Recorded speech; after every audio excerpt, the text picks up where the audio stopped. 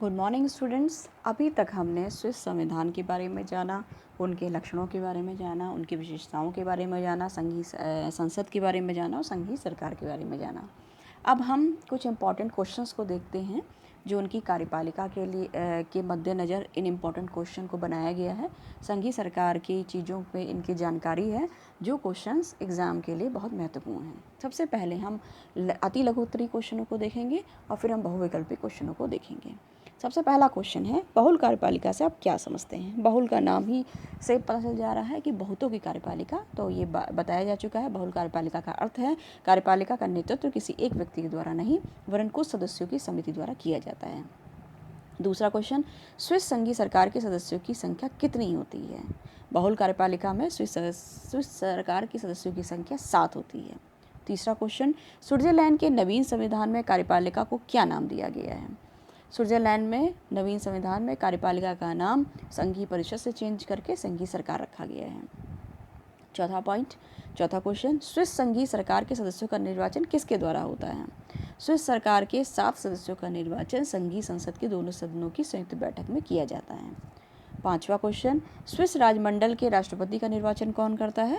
तो संघीय संसद के दोनों सदन अपनी संयुक्त बैठक में संघीय सरकार के सदस्यों से ही एक अध्यक्ष का चुनाव करते हैं और 1 वर्ष के लिए करते हैं। संघीय सरकार का अध्यक्ष ही स्विस राजमंडल का राष्ट्रपति कहलाता है।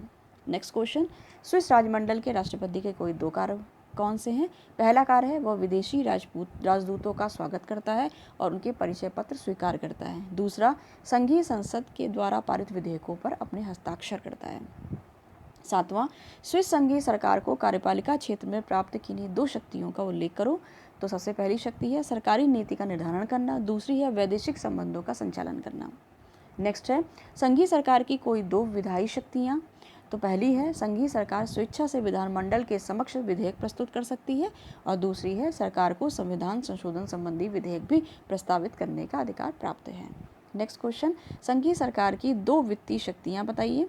तो 2 वित्तीय शक्तियों में पहली शक्ति है संघीय सरकार संघीय बजट तैयार करती है और संसद के सामने स्वीकृति के लिए रखती है, और दूसरा है यह संघीय सरकार के आय तथा व्यय का हिसाब संघीय संसद को देती है। नेक्स्ट क्वेश्चन, स्विस संघीय सरकार की 2 प्रमुख विशेषताएं। तो पहली है बहुल कार्यपालिका और दूसरी है संसदात्मक और अध्यक्षात्मक प्रणालियों का समन्वय। अब हम बहुविकल्पी क्वेश्चंस को देखते हैं। स्विस चांसलरी क्या है? नेक्स्ट क्वेश्चन, तो संघीय चांसलरी संघीय सरकार का सामान्य वर्ग है। नेक्स्ट क्वेश्चन, संघीय चांसलरी का प्रधान कौन होता है? संघीय चांसलर संघीय चांसलरी का प्रधान होता है। अब हम कुछ क्वेश्चंस को देखते हैं। पहला क्वेश्चन, विश्व की वैधानिक पद्धतियों में सर्वाधिक अनुपम है। स्विस संघीय सरकार के संबंध में यह कथन किसने दिया है? यह कथन प्रोफेसर स्ट्रॉन्ग ने दिया है। नेक्स्ट, स्विट्जरलैंड की संघीय सरकार में कितने सदस्य होते हैं? कुल मिलाकर 7 सदस्य होते हैं। तीसरा क्वेश्चन, संघीय सरकार का कार्यकाल कितने वर्ष निर्धारित किया गया है? तो ये 4 वर्ष निर्धारित किया गया है। नेक्स्ट क्वेश्चन, संघीय सरकार के अध्यक्ष तथा उपाध्यक्ष कितने वर्ष के लिए चुने जाते हैं? तो सिर्फ 1 वर्ष के लिए चुने जाते हैं। पांचवा क्वेश्चन, स्विस संघीय सरकार के अध्यक्ष को क्या कहते हैं? इनके अध्यक्ष को राष्ट्रपति कहा जाता है। नेक्स्ट क्वेश्चन, स्विट्जरलैंड में समस्त प्रशासनिक कार्यों को कितने विभागों में बांटा गया है? तो 7 विभागों में इनको बांटा गया है। नेक्स्ट क्वेश्चन, स्विस संघीय सरकार को कार्यपालिका के क्षेत्र में कौन सी शक्ति प्राप्त है? तो सभी शक्तियां इनको प्राप्त हैं। सरकारी नीति का निर्धारण करना, शासन व्यवस्था का संचालन करना और वैदेशिक संबंधों का संचालन करना। नेक्स्ट क्वेश्चन, निम्नलिखित में से कौन सा कथन गलत है और सही कौन सा है? तो पहले हम सही कथनों को देख लेते हैं। संघीय सरकार के अध्यक्ष को ब्रिटिश सम्राट के समान कोई अधिकार प्राप्त नहीं है। यह कार्यपालिका का औपचारिक प्रधान है। संघीय सरकार भी संसदात्मक व्यवस्था के मंत्रिमंडल की भांति संसद की समिति मात्र है और इंग्लैंड की मंत्रि परिषद की भांति संघीय सरकार संघीय संसद का पद प्रदर्शन करती है। ये तीनों चीज़ें सही हैं, तीनों पॉइंट सही हैं। और गलत पॉइंट है, संघीय सरकार के सदस्य संसद के दोनों सदनों की बैठकों में उपस्थित नहीं रहते, वो उपस्थित रहते हैं दोनों बैठकों में। नेक्स्ट क्वेश्चन, स्विस संघीय सरकार की प्रमुख विशेषता क्या है?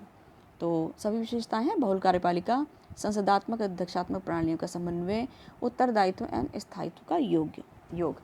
नेक्स्ट क्वेश्चन, संघीय चांसलर का चुनाव कितने वर्ष के लिए किया जाता है? 4 वर्षों के लिए किया जाता है। नेक्स्ट क्वेश्चन, बिना शक्ति का राष्ट्रपति शब्द किसके लिए प्रचलित है? स्विस राष्ट्रपति के लिए है, क्योंकि स्विस राष्ट्रपति के पास अकेले की शक्ति नहीं होती है, ये बता चुके हैं। ये लोग बहुल कार्यपालिका के अंतर्गत काम करते हैं, बहुल कार्यपालिका के अध्यक्ष के रूप में काम करता है, लेकिन उसको सबकी सहमति से ही वो कार्य को कर पाता है।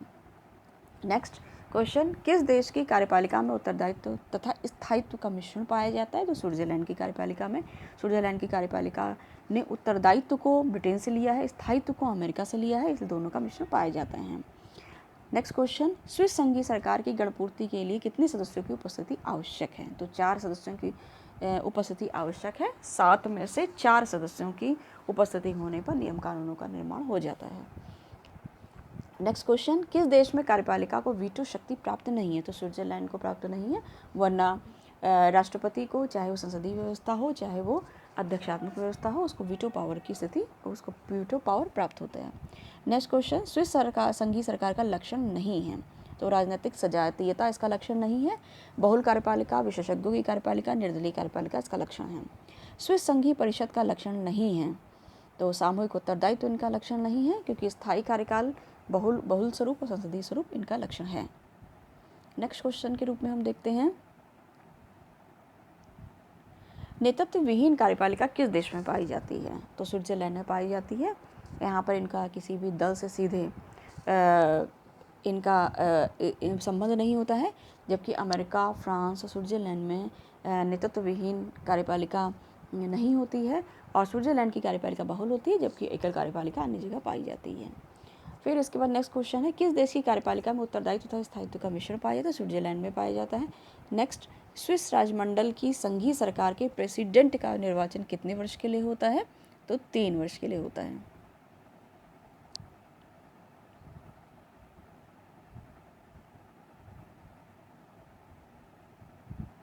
स्विस राजमंडल के संघीय सरकार के प्रेसिडेंट का चुनाव कितने वर्ष के लिए होता है?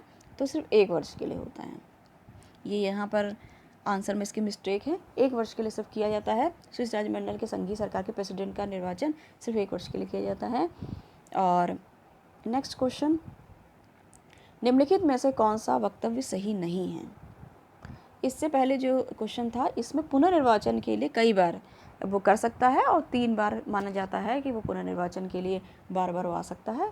और लेकिन अगर कहा जाए कि निर्वाचन कितने वर्ष के लिए किया जाता है, तो सिर्फ 1 वर्ष के लिए किया जाता है, जो उसके हेड के रूप में कार्य करता है, और उसमें ये राष्ट्रपति के रूप में कार्य करता है। अब इनमें कौन कौन से वक्तव्य सही हैं और कौन से नहीं हैं, हम देखते हैं। सबसे पहले, स्विस संघीय सरकार अपने निर्णय सामूहिक निकाय के रूप में लेती है, ये सही आंसर है इसका। फिर है, स्विस सरकार के अध्यक्ष तथा उपाध्यक्ष का चुनाव संघीय संसद 1 वर्ष के लिए करती है, ये भी सही है। फिर नेक्स्ट है, अपना 1 वर्ष का कार्यकाल पूरा होने के बाद संघीय सरकार का अध्यक्ष अगले वर्ष सरकार में उपाध्यक्ष पद ग्रहण कर लेता है, ये गलत है। कोई भी अध्यक्ष उपाध्यक्ष पद पे, अपने छोटे से पद पे नहीं जाता है। फिर next question, next answer, federal chancellery एक प्रशासनिक निकाय है, तो ये बात सही है। फेडरल चांसलरी सरकार के सचिवालय कहा जाता है, और उसमें एक प्रशासनिक रूप से ये लोग कार्य करते हैं।